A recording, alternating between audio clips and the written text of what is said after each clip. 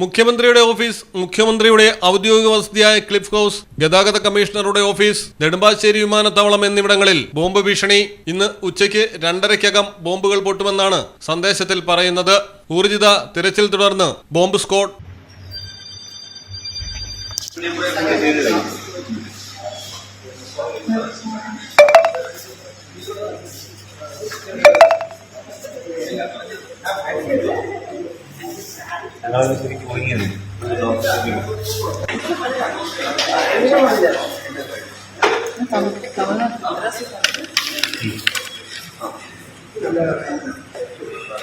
Email വഴിയാണ് ഭീഷണി സന്ദേശം എത്തിയത്.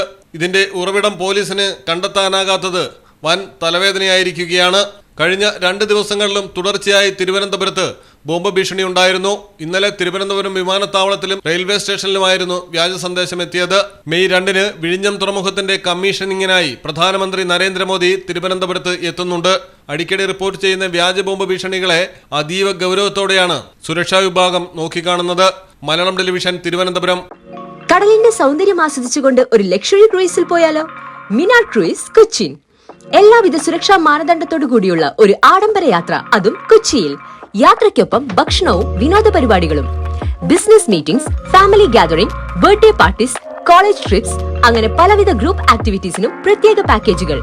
Live DJ, live music performance, magic show, mentalism programs. Minar cruise, Cochin.